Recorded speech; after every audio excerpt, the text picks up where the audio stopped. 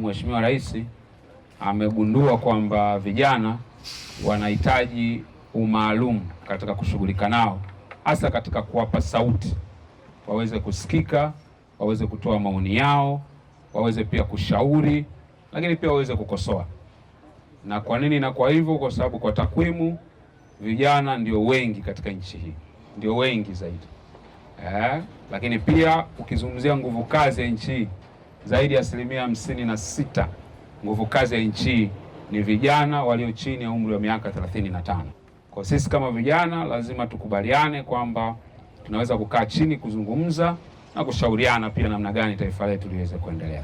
Tulifuatwa katika sehemu zetu za biashara, tukaambiwa kwamba kuna mikopo ambayo inazingatia mama alitoa, lakini tulifuatilia hiyo mikopo na bila kuipata mpaka leo. Tunazungushwa, tunaambiwa mara hujakidhi vigezo, hujafanya hichi, hujafanya kile. Kwa hiyo tunakuwa tunaona serikali yetu kama inatuongopea wakati fungu limetoka. Kwa hiyo tunashindwa kuelewa, ila leo kwa sababu waziri mwenye dhamana upo hapa, napenda kulizungumzia. Sasa wadada hao endapo watapatiwa mikopo, kuonyeshwa kwamba unaweza kufanya hichi, hakuna mtu utamkuta kasimama anajiuza. Uchumi ni mgumu, ndio maana inatokea hiyo. Nilikuwa naomba siku hii ya leo, kama Mungu alivyomleta waziri huyu mwenye dhamana, aliangalia swala hilo.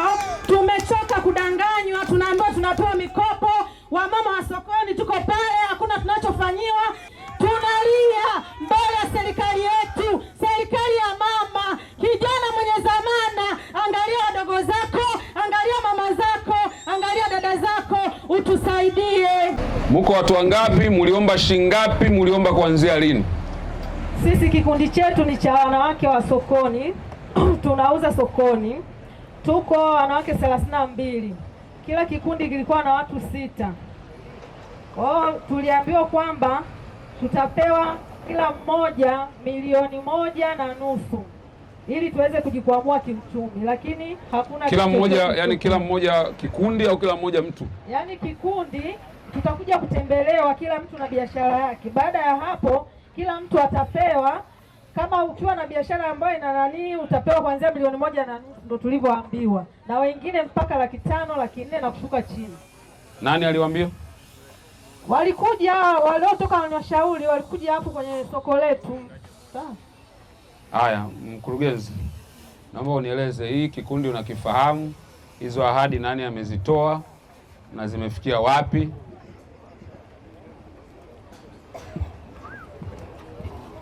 Mheshimiwa Waziri, tunaye afisa maendeleo ya jamii wa kata ya Bahi. Naomba kwa ridhaa yako asogee ili aweze kukitambua hichi kikundi. Febronia, popote ulipo. Karibu afisa maendeleo. Asante Mheshimiwa Waziri wa vijana.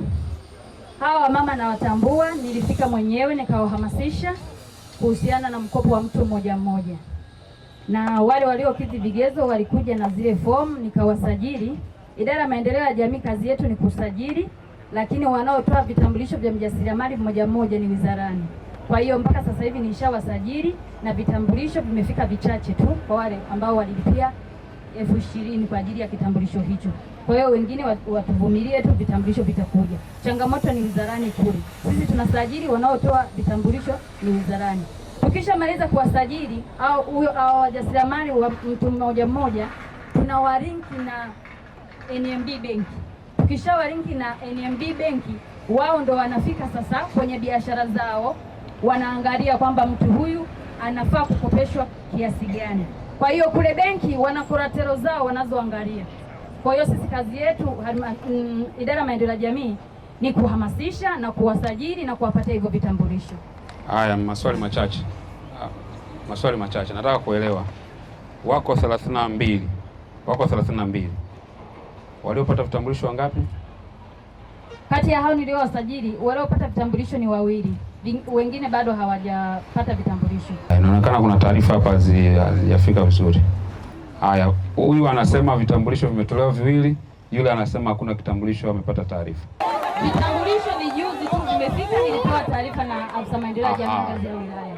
Kwa hiyo kwa wale walio vilivyofika nitawapelekea. Aha. Kwa hiyo havijafika kwa maana yenyewe kukabidhiwa, ila vimefika ofisini. Wanakabidhiwa lini? Au wawili? hata sasa hivi naweza nikaenda kuvichukua. Basi kavichukue ukabidhi hapa tuwapatie vya kwao.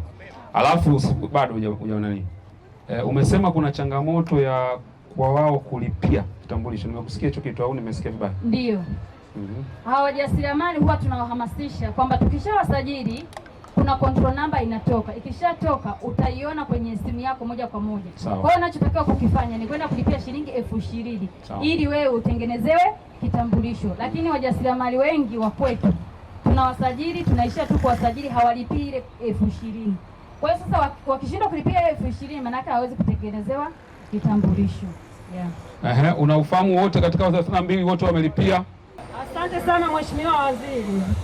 Nilikuwa naongea kwamba yeye alisema kwamba tukusanye hivyo vitu, baada ya hapo kuna namba zitatumwa ili tuweze kulipia. Ndio. Lakini kutokana na kwamba mambo yamekuwa ni mengi, wenzangu wa pale sokoni nikiwahamasisha, jamani, tulipie vitambulisho kwa ajili ya kupewa hiyo mikopo. Watu wanasema tunadanganywa tu, kila siku tunadanganywa. Kwa hiyo kitu ambacho kinachofanya watu wasifanye kitu ambacho kinatakiwa ni kwamba wanaona kwamba wanadanganywa. Lakini na maana hata hivi sasa tamko lako tu Mheshimiwa, ukitamka watu wanalipia 20,000, hawezi wakakataa, wanakuwa na uhakika. Lakini kila siku inakuwa ni maneno, ndio maana watu wanakuwa hawaelewi. Hata nikiwaelewesha wanasema bwana wewe unatuambia, lakini hamna chochote kinachotokea. Kwa hiyo na mimi nashindwa, nakuwa sina nguvu ya kuendelea kuhamasisha. Sawa, nimekuelewa vizuri sana. Vitambulisho vikaletwe, viwili vikabidhiwe. Kwa katika 32 tutakuwa tumebakiza watu 30, si ndio? Ambao 30 bado hawajalipia vitambulisho vyao. 30 mara 20,000 ni shilingi ngapi? 600,000. Ni 600,000, si ndio? Au nimekosea? Ni 600,000. Wewe unaitwa nani? Naitwa Paula Peter Limo. Paula Peter Limo nitamkabidhi shilingi 600,000 zikalipiwe vitambulisho vyote 30. Shughuli iendelee kuanzia hapo, ili wale ambao hawajalipiwa walipiwe, vitambulisho vyao vianze kupatiwa kazi. Inayofuata ianze kuanza mambo ya kupata nini sokoni. Tuko pamoja jamani? Haya, katufuatie vitambulisho vyetu tuletee hapa. Hizi ni kwa ajili ya vitambulisho. Kakate vitambulisho na wenzako. Kwa niaba ya Mheshimiwa Rais nawaletea salamu kwamba anajali sana maslahi ya kina mama na anataka kuonyesha kwamba akina mama waweze kufanikiwa. Kwa wasalimia mama wenzako, waambie serikali ina mipango mingi na mizuri kwa ajili yao. Sawa jamani? Mwenyezi Mungu awabariki sana.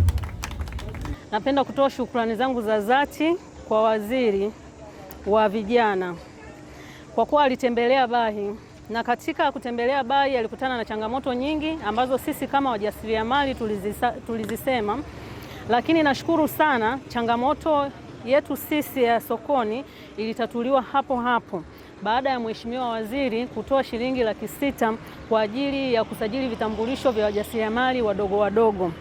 Kwa hiyo nashukuru sana. Hiyo yote ni kutokana na msaada mkubwa wa Mheshimiwa Waziri wa Vijana. Kwa kweli namshukuru sana.